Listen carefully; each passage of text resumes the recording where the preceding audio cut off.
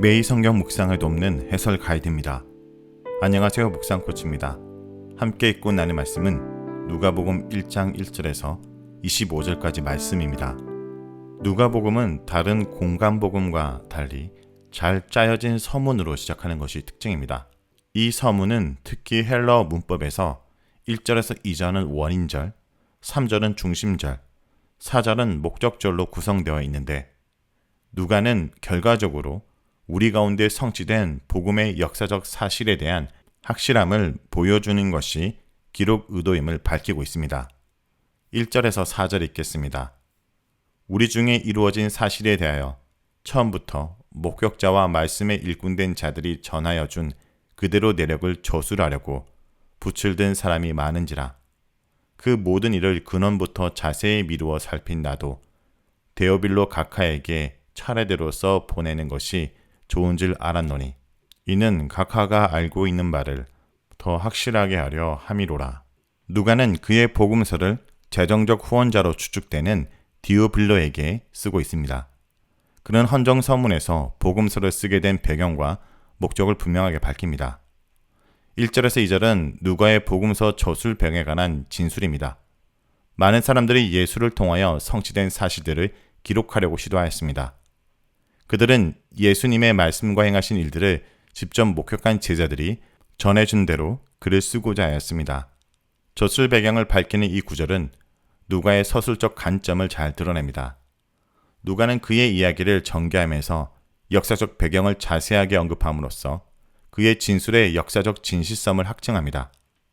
3절에서 4절은 저술 목적에 관한 진술입니다. 누가는 이 모든 일을 처음부터 주의 깊게 살폈습니다. 마가복음과 누가복음의 서두를 비교해보면 누가가 구두 혹은 문서로 전달받은 전승을 얼마나 자세히 조사하였는지 알 수 있습니다. 마가는 요한의 사역과 예수의 세례에 대해서 단지 11절로 간략하게 서술합니다. 그런데 누가는 요한의 출생과 예수님의 탄생에 관해서 자세하게 진술하고 요한의 등장과 예수님의 세례 사건도 상세하게 서술합니다. 마가복음의 11절의 내용은 누가복음에서 3장에 걸쳐 150절로 기술됩니다.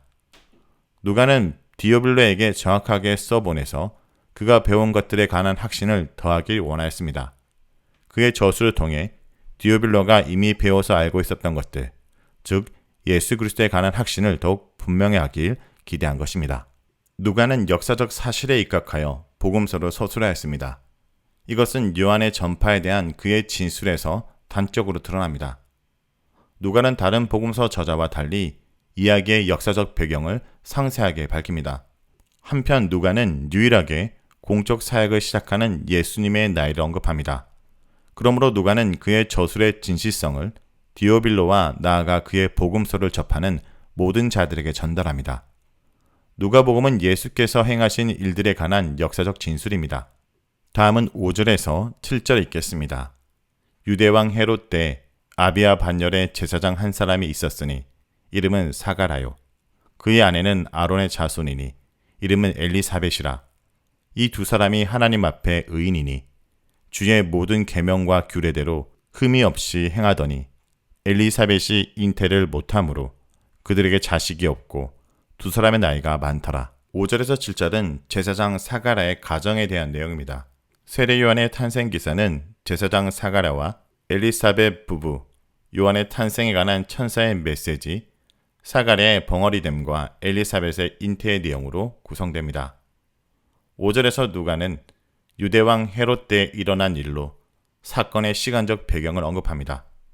헤롯 왕 통치 말기에 사가랴는 아비야 반열에 속한 제사장이었고 그의 아내 엘리사벳은 아론의 자손이었습니다. 6절은 부부의 경건한 삶에 대해서 묘사합니다. 이 구절에서 의로운이란 형용사를 사용하는데 2장 25절의 시므온이나 23장 47절의 예수님에 대한 서술에서도 나타납니다. 누가는 사가랴와 엘리사벳의 경건한 삶을 주목하여 이 형용사를 쓰고 있습니다. 더군다나 이 형용사에 하나님 앞에서라는 전치사 구의 수식을 붙임으로 그들의 경건한 삶을 묘사합니다. 본절의 구조를 보면 두 사람은 하나님 앞에서 의로운 자였다 라는 주 문장과 주의 모든 계명과 규례 안에서 흠이 없게 행하는 이라는 부사 구문으로 이루어집니다. 부사 구문은 주 문장을 수식하고 그들의 경건한 삶을 더욱 구체적으로 묘사합니다. 부부는 주의 계명들을 철저하게 지키며 하나님이 보시기에 경건하게 살았습니다. 하나님은 그 앞에서 의로운 사가랴와 엘리사벳을 하나님의 아들 그리스도의 길을 예비하는 통로로 사용하셨습니다. 그리고 지금도 그 앞에서 의로운 자들을 찾아 그의 역사의 통로로 사용하십니다. 7절은 부부에게 자녀가 없었던 이유를 설명합니다. 엘리사벳은 잉태하지 못하는 여자였고 부부의 나이도 많아 자녀를 낳을 수가 없었습니다. 이 구절은 자녀가 없던 아브라함과 사라 부부에 대한 언급과도 많이 유사합니다. 다음은 8절에서 17절 읽겠습니다. 마침 사가랴가 그 반열의 차례대로 하나님 앞에서 제사장의 직무를 행할세 제사장의 전례를 따라 제비를 뽑아 주의 성전에 들어가 분향하고 모든 백성은 그 분향하는 시간에 밖에서 기도하니 주의 사자가 그에게 나타나 향단 우편에 선지라. 사가랴가 보고 놀라며 무서워하니 천사가 그에게 이르되 사가랴여 무서워하지 말라. 너의 간구함이 들린지라. 내 아내 엘리사벳이 내게 아들을 낳아주리니 그 이름을 요한이라 하라. 너도 기뻐하고 즐거워할 것이요 많은 사람도 그의 태어남을 기뻐하리니 이는 그가 주 앞에서 큰 자가 되며 포도주나 독한 술을 마시지 아니하며 모태로부터 성령의 충만함을 받아 이스라엘 자손을 주 곧 그들이 하나님께로 많이 돌아오게 하겠습니다. 그가 또 엘리야의 심령과 능력으로 주 앞에 먼저 와서 아버지의 마음을 자식에게 거스르는 자를 의인의 슬기에 돌아오게 하고 주를 위하여 세운 백성을 준비하리라. 8절에서 17절은 요한의 출생에 관한 천사의 메시지입니다. 본문은 성전에서 제사장 직무를 행하는 스가랴, 그리고 스가랴를 방문하는 천사와 그의 반응, 자녀 출생을 전하는 천사의 메시지로 구성됩니다. 8절에서 10절은 천사가 출현할 때 상황에 관한 묘사입니다. 제사장 스가랴는 반열의 차례에 따라 그의 직무를 행하였는데 성소에 들어가서 분향하는 임무를 수행하였습니다. 이 임무는 제사장에게 흔히 주어지는 것이 아니었고 일반 제사장이 대제사장만 들어갈 수 있는 지성소 가장 가까이 갈 수 있는 기회였기에 제사장들에게는 특별한 임무로 여겨졌을 것입니다. 제사장 사가랴가 성소에서 분향하는 동안 모든 백성들은 성소 밖에서 기도를 하며 기다리고 있었습니다. 그들은 제사장이 성소에서 임무를 마치고 성소 밖으로 나와 축복을 선포하는 의식을 진행하길 기다렸습니다. 11절에서 12절을 보면 천사의 방문에 놀라는 사가랴의 모습이 그려집니다. 천사의 등장에 대한 두려움은 하나님의 임재에 대한 두려움으로 이해할 수 있습니다.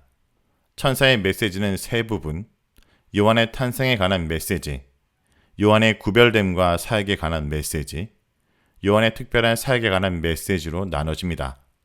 13절에서 천사는 요한의 출생과 그 이름에 관한 메시지를 전합니다. 장차 자녀를 낳을 것인데 이름을 요한이라고 부르라고 말합니다.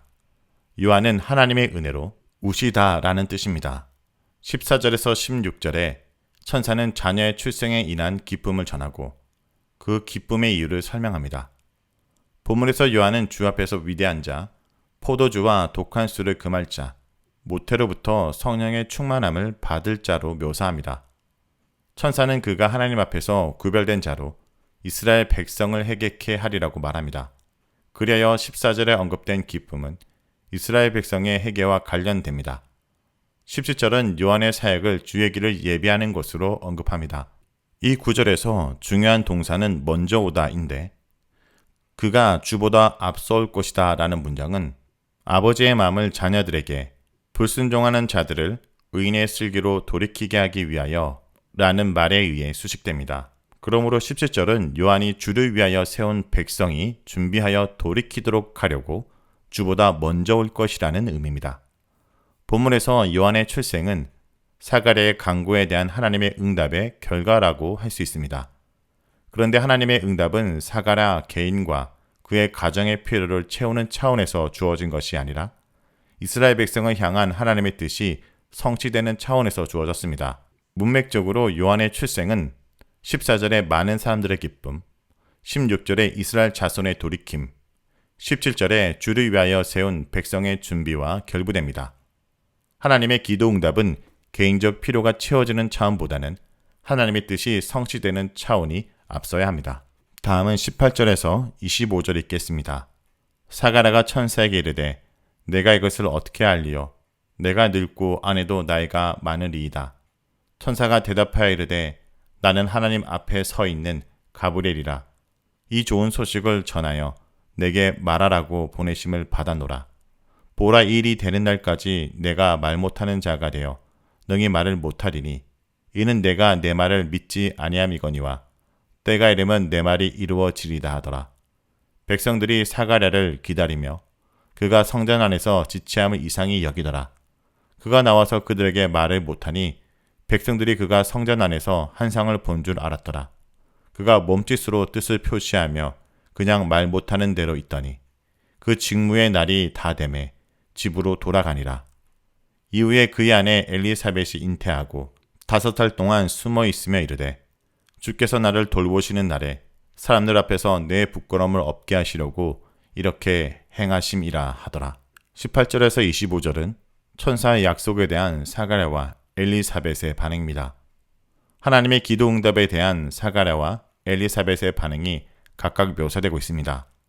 천사 예고를 들은 사가랴는 나이든 부부에게 어떻게 아이가 태어날 수 있는지 의심합니다. 그러자 천사는 자신의 이름을 가브리엘이라고 밝힙니다. 가브리엘은 전능하신 하나님의 명령과 사명에 따라 좋은 소식을 전하려 왔습니다. 앞에서 언급한 것처럼 가브리엘이 하나님의 뜻을 전하기 위해 등장한 것은 기도의 응답을 의미합니다. 사가랴가 하나님의 말씀을 믿지 않았으나 천사가 전한 말은 반드시 성취될 것입니다. 천사가 전한 말이 성취되기까지 사가랴는 말을 못하는 벌을 받습니다. 백성은 사가랴가 성전에 오랫동안 머물러 있자 이상하게 생각합니다. 제사장이 하나님의 종전에 너무 가까이 그리고 너무 오래 머물러 있는 것은 매우 위험했기 때문입니다.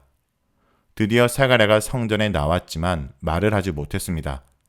백성들은 그가 성전에서 한상을 보고 놀란 줄로 생각했습니다. 사가랴는 직무를 마치고 집으로 돌아왔고 엘리사벳은 약속대로 아들을 낳습니다. 그녀는 주께서 나를 돌보시는 날에 사람들 앞에서 내 부끄러움을 없게 하시려고 이렇게 행함이라 라고 25절에 고백합니다. 돌아보다 라는 단어는 하나님의 개입을 의미합니다. 이 단어는 누가복음의 중요한 용어인 방문하다 와 같은 의미로 사용됩니다. 스가랴와 엘리사벳의 기도를 듣고 기억하신 하나님이 드디어 개입하셨습니다.